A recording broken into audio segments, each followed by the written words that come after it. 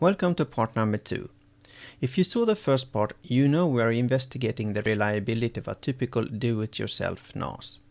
We left off just as we should take a look at the hard drive statistics. We will do that and touch on a couple of more topics like the expected life of the NAS, RAID, why there is a refurbished drive in the NAS and what kind of spare parts we are going to need. But let's start off with the hard drive statistics. Hard drive manufacturers typically publish data on how reliable their drives are, like Seagate here. However, it is not obvious how to use these numbers. They claim that the mean time between failures is 2.5 million hours, or 285 years, but somehow I doubt that I can get a refund if it crashes on Christmas Eve in 2305. To get reliable statistics, one needs quite a few drives. Luckily for me, there is a backup service company called Backblaze that has a couple of 100,000 drives in operation, and they regularly publish hard drive reliability statistics broken down on drive models and sizes. Their metric of choice is the AFR, or annualized failure rate. It is defined as the probability that the drive will fail during 1 year of operation. This metric is relatively easy to understand, at least from a consumer point of view. It answers the question, what is the probability that this drive dies within 1 year? However, we need a little more detail regarding the life and behavior of the hard drive than this single figure. So although this table is very nice and clear and provide, for instance, purchasing advice, we need to dig a little bit deeper. And down here we find the raw data. I downloaded and unpacked it. It was about 50 gigs of data divided into one zip file per quarter, each containing a comma-separated file for every day in that quarter. I parsed through the drives one by one and extracted the life information from each, and this is what I found. When they started recording the drives, they had about 21,000 of them, but that number grew to almost 220,000 by the end of September of this year. Not all of them are of course still in operation. Quite a few of them has in fact been retired over the years, 67,000 to be exact. The spikes you see in the statistics is either that their system has gone down or that their monitoring system has gone down, so that no data is collected. I think there are examples of both here. This big one, which lasts a couple of months, is for sure a problem with the monitoring system. The other spikes I'm not so sure. They seem to have some kind of a correlation to holidays, so maybe they are planned downtime. They seem to be regular enough for that, but I don't know. Most of the initial drives have disappeared from operation, as you can see here. And just as we can track the fate of the initial drives, we can backtrack the drives that are working today. The blue field shows the number of drives that are still in operation today. It turns out that some of the drives are very old. I found 2 initial drives that are still in operation today. Both of them are 4TB Hitachi drives of their Desk Star brand.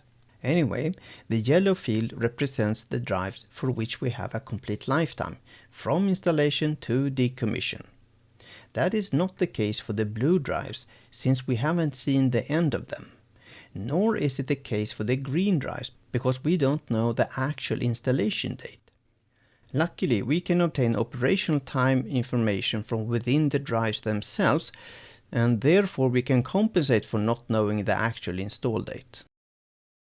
The oldest drives lived for about 70,000 operating hours, so I will use a time domain of 100,000 hours in the following graphs. Divide this time domain into a set of intervals. For each interval, record the number of operating hours that we have seen and also record the number of failures that we have seen in each interval. So now it is simply a matter of dividing the number of failures in each interval with the number of hours to obtain the number of drives that have failed per operating hour. We can now see a tendency to the bathtub curve that I talked about in the beginning of the first episode.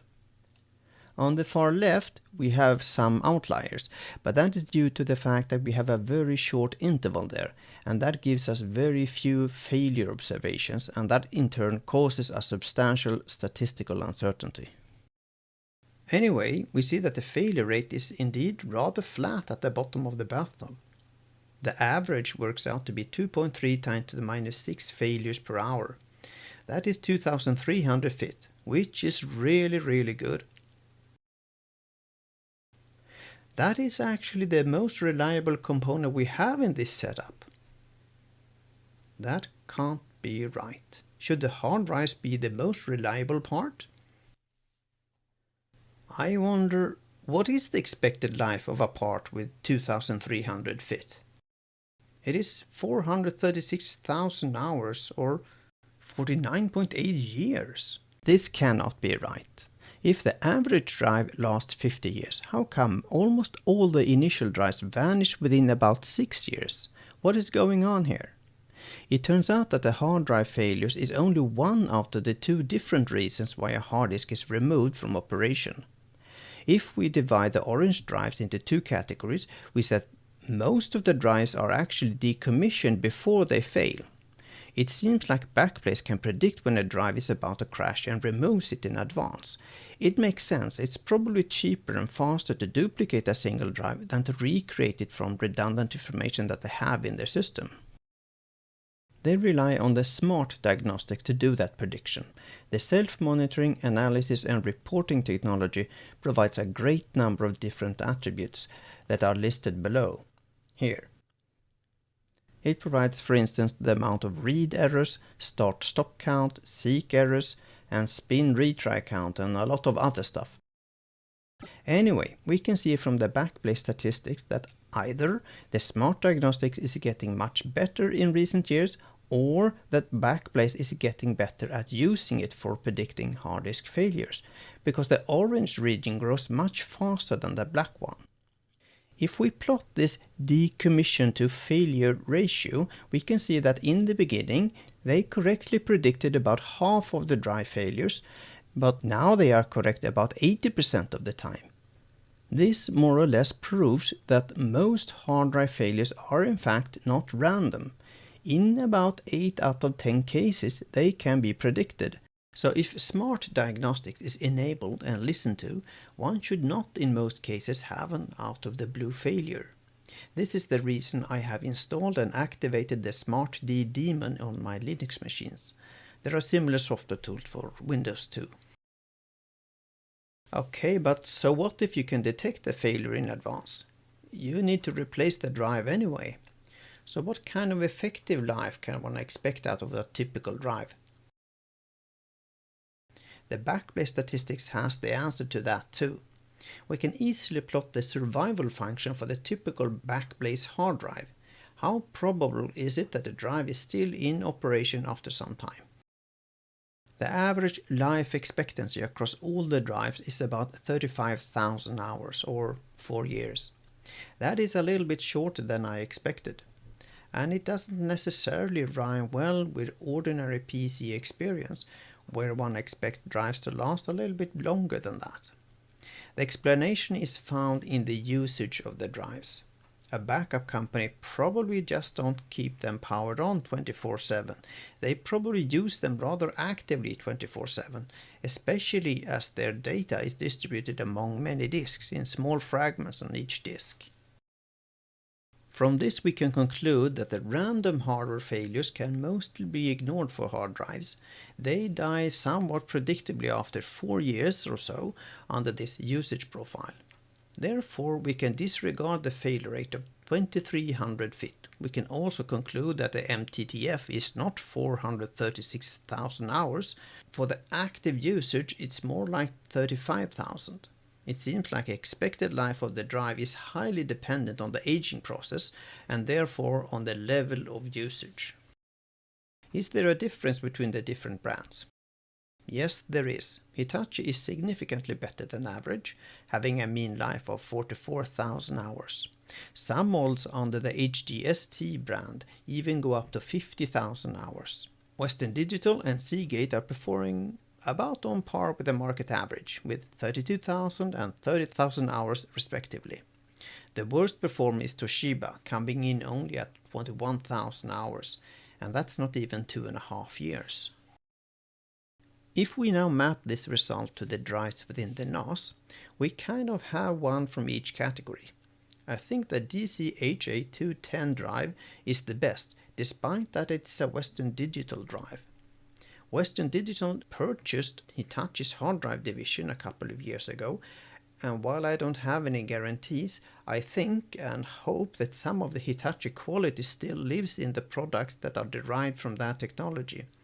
From what I can tell, the DCHA seems to be a successor of the Hitachi hard drives, so I will place that in that category and assign 40,000 hours to it. WD20EZ is the refurbished drive, a standard Western Digital drive which should have about 32,000 hours left of life in it. But I'm going to assume that it has already been used for 2 years, so I will assign it 14,000. The Seagate ST drives gets 30,000 hours and the Toshiba gets 21,000. It is not fair to say that the drives in this NAS will experience the same level of load as within an industrial backup situation. I expect the NAS to be used in perhaps 8 out of the 24 hours of a day, and even during that period the load will be relatively light. So one could argue that the drive wear will be 1/3 in my case, or even less. This means that I will add a bit conservative factor of 2 to the lives to account for the relatively peaceful life that they will have. This doubles the MTTFs to 80, 60, 42 and 28,000 hours respectively. Given that, we can now compute the corresponding fit rates.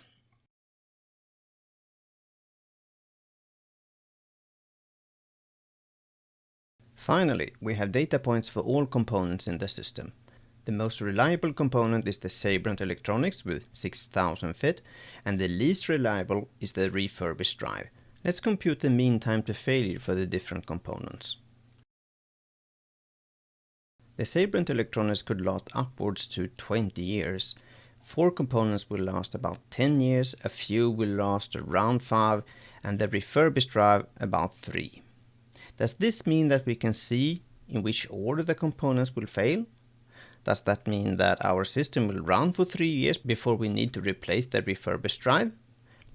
That is unfortunately not the case. For one thing, we have large uncertainties in the estimates. We are more or less guessing some of the values, like the fan and the power supplies. Another thing is that these are just the average time to fail. Some of the components have very wide death regions. In fact, if we put in both the uncertainties in the estimate and the size of the death regions, we can't really say anything more than that the SD card and the refurbished drive will likely die before the Sabrent Electronics. That is how uncertain these figures are. But it doesn't look too bad, does it? We will get a few years of trouble-free operation, won't we? Not necessarily. If we apply the constant error rate model to all these components, we see that the total combined mean time to failure for the NAS is no more than 0.7 years.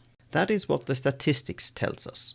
But as they say, statistics is not a substitute for common sense. The NAS will most probably run longer than half a year, and in fact it has already. Maybe we'll get a couple of years. This very low figure is more a testament to how hard it is to estimate the failure rates on the one hand, and how bad the constant error rate model is for many of these components on the other hand. What we can say, however, is that due to the many components, the system will break, not after half a year perhaps, but after a couple of years. We will definitely not get 10 years of trouble-free operation with this configuration. The situation illustrates an old adage of my father's.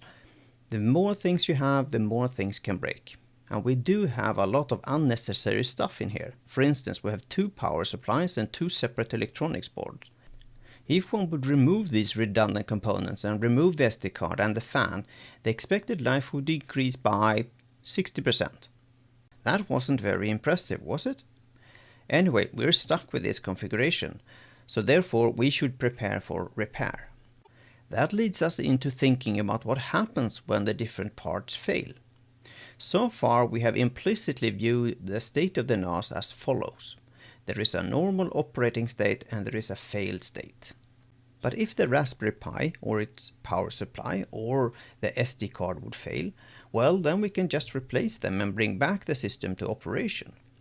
If we have those parts at home and prepared, as I have, then we could do it within an hour or so. So let's add a down state to our state diagram, which has a transition back to the operational state. What happens if a hard drive fails unexpectedly? Then we face data loss, and that is bad. However, since I have backups of the data, this situation can be saved by installing a new hard drive and restore everything from the backup. This operation is likely to take longer time. I think that it might take me up to 24 hours, since I have to detect that something is wrong, install the new drive, check the backup condition, select the restore point and copy all the data from the backup. So this leaves us with the failures of the Sabrent unit itself. If the electronics fail, well, then that's it. It's not replaceable. However, it should be possible to replace the power supply by finding some with the same specifications. The fan is a little bit more difficult, but if I put some effort into it, I think that I can find some good enough cooling solution. However, I will not stock up these items in advance, as I don't want to take the unit apart to investigate it until I actually need it. That means that either if the fan or the power supply would fail, I may have to pick it apart and then find replacements. I guess that could take 2 weeks or so, but then I'm also including the shipment time. The diagram that we have created here is called a Markov chain or a Markov state diagram. And by using it, we can compute the probabilities of being in one of these states as time progresses. The numbers on the arrows represent the probability that we go from one state to another in 1 hour. We can crunch the statistics and find out how likely it is that we are in some state after some time. So let's compute it from 0 to 100,000 operational hours and look at the survival prospects 10 years from now. The first thing that we can see is that there is a 59% probability that we are in operational and a 40% probability that we have failed beyond repair. There is a 0.5% of probability that we are waiting for the Sabrent replacement parts and only 0.13% probability that we are performing a restore from backup. And it's only 24 parts per million probability that we are replacing the Raspberry Pi parts. That is quite decent. When we take the repairs into account, we are more likely than not to survive for 10 years. That is especially impressive because this is based on exactly the same pessimistic statistics that told us that we would only live for 0.7 years without repairs. And since those figures were so pessimistic, we can probably expect better odds than the 60% to last 10 years if we do our maintenance properly. One may see that we won't last forever. The red curve will cross over the green and tend towards 1. The reason is that we have one essential but non-replaceable component in the system, and that ultimately sets the limit to the life. Eventually it is inevitable that the NAS will fail. Are we done? Is that it? No.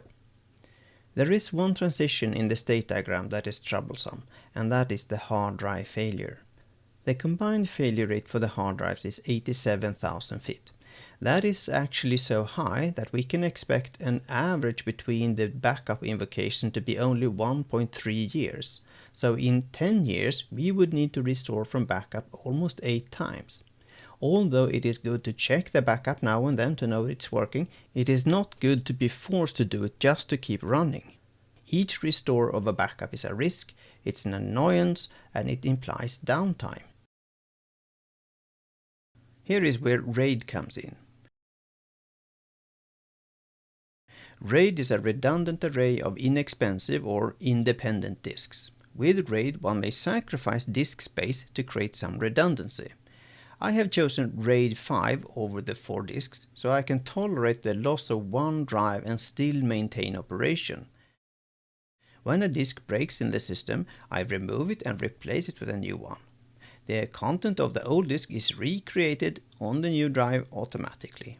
The nice thing is that I can still use the NAS while this recreation process is underway.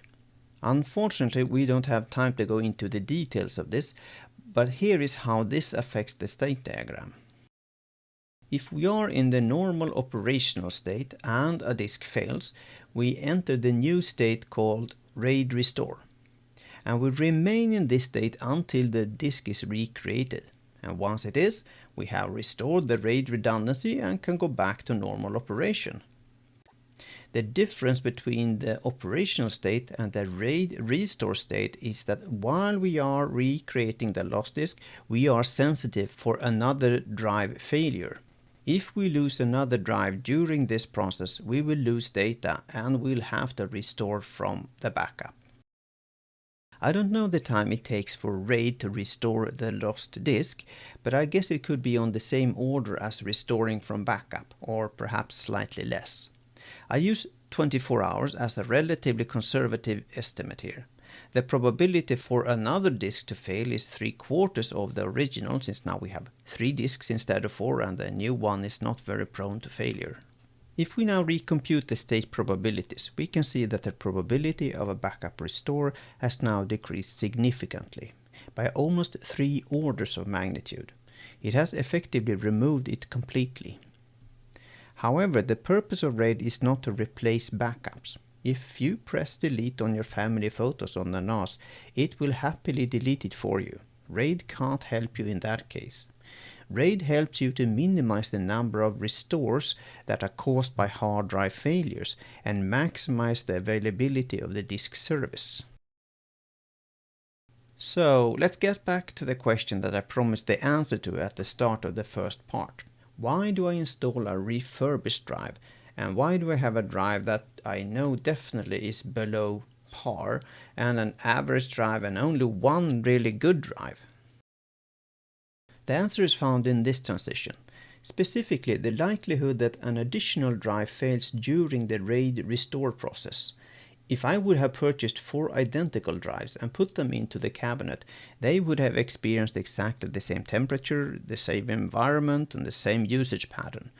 So all of the drives would be close to their end of life when the first fails. And if we look at the failure statistics again, we can see that the failure rate is 10 times as high at the end of life compared to normal life. However, this graph only shows the unpredictable errors. The effective error rate may be higher still. I mean, if we're getting a smart warning for a second drive during the RAID restoration process, we won't be able to take advantage of that. It is not possible to replace a second drive when the restoration process of the first has already started. If one would have used RAID 6, well then one could cope with a second drive failing, but not in RAID 5. Another factor that increases the failure probability is that the disk load is very high during the restoration process. This means that the total failure probability is therefore not 3/4 of the original one. Per drive, it is at least 10 times larger than compared to normal life, and likely even larger than that. This translates directly into an increased probability for data loss. If we increase the failure rate, say with a factor of 20, and recompute the state probabilities, we can see that we lose a large part of the improvement that RAID gave us in the first place. So the idea with picking different drives with different qualities and very different expected life is to try to avoid them to fail during the RAID restoration process. That is why they are spaced so widely apart. I have no guarantees that it actually will work, but it at least improves the odds. And that is why I threw in a refurbished drive. It is the weak point that I've added to improve the predictability of the system. When it breaks, I will of course replace it with a high quality drive to further interleave the death zones.